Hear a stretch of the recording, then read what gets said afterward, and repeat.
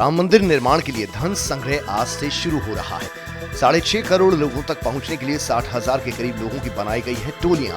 इससे पहले मध्य भारत से जुटाई गई 10 करोड़ रुपयों से ज्यादा की राशि।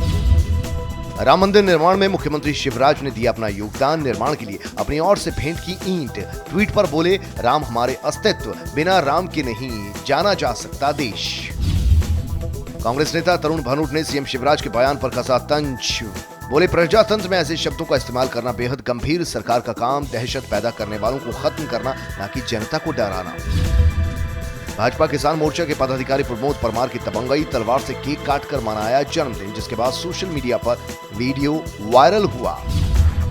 जहरीली शराब पीने से होने वाली मौतों का सिलसिला अब भी जारी है। अब तक 24 लोग गंवा चुके हैं अपनी जान। 22 लोग अब भी मुरैना और ग्वालियर के अस्पतालों में भर्ती।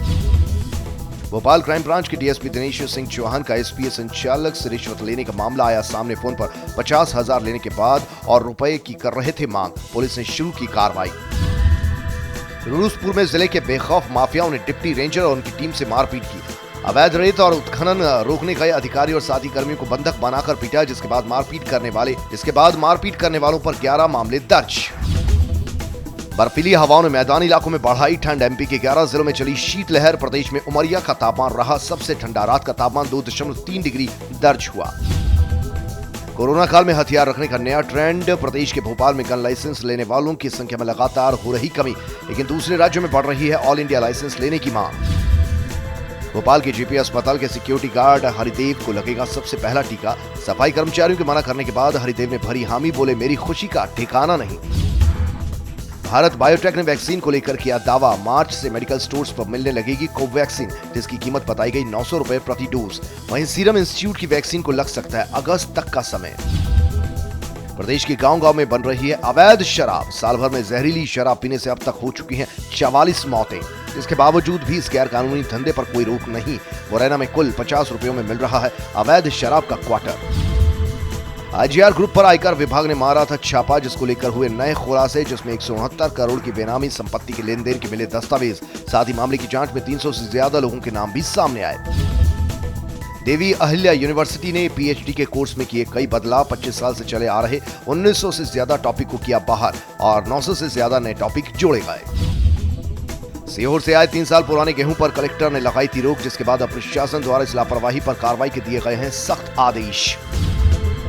इंदौर से हनी ट्रैप जैसा ही एक ब्लैकमेलिंग का मामला आया सामने। व्यापारी को दुष्कर्म के केस में फंसाकर 8 लाख रुपए हड़पे। दोबारा पैसा मांगने पर कॉल रिकॉर्ड पर किया केस दर्ज।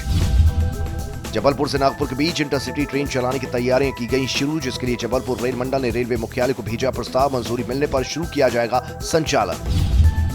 आरटीआई कानून का हो रहा दुरुपयोग। पति पत्नी और घरेलू झगड़ों में भी आरटीआई की जा रही मांग। भोपाल के राज्य सूचना आयोग ने ऐसे करीब 500 अपीलों को लंबित छोड़ा। रामपुरा गांव में अवैध शराब की फैक्ट्री का भंडाफोड़। नया गांव थाना पुलिस ने हाथ की बनी हुई 300 क्वार्टर देसी शराब पकड़ी। साथ ही अवैध फैक्ट्री चलाने वाले आरोपी को भी दबोचा। इंदौर के महारानी रोड के व्यापारी पर कॉपीराइट कानून के चलते हुआ केस दर्ज। ब्रांडेड कंपनी के नकली स्टिकर चिपकाकर बेच रहा था टीवी और एलसीडी। दिल्ली और भोपाल से आई टीम ने की कार्रवाई। जबलपुर में 1613 सैंपल्स की जांच। रिपोर्ट में कोरोना के 21 नए मरीजों की हुई पुष्टि। वहीं एक शख्स की हुई मृत्यु। साथ ही स्वस्थ होने पर 30 लोगों को किया गया डिस्चार्ज। अब रिकवरी रेट हुआ 95.82%। सिहोरा में नहरों के निर्माण कार्य में लापरवाही की आ रही थी शिकायतें, जिसके बाद नहर देखने पहुंचे अधीक्षण यंत्री ने सही ढंग से कार्य कराए जाने के दिए निर्देश। साथ ही कहा, झोल करने वालों पर होगी कार्रवाई। प्रदेश में धान की खरीदी ने इस बार फिर बनाया नया रिकॉर्ड। 38,000 से ज्यादा किसानों की 4,30,297 मीट्रिक टन से ज्यादा की हुई खरीदी। आंकड़ा और बढ़ने की जताई जा रही उम्मीद। एमपी हाई कोर्ट ने असिस्टेंट प्रोफेसर के लिए आवेदन करने वाले अतिथि विद्वानों की याचिकाएं की खारिज। कहा, फॉर्म भरते समय दिया गया पूरा मौका, अब नहीं मिलेंगे अतिरिक्त अंक।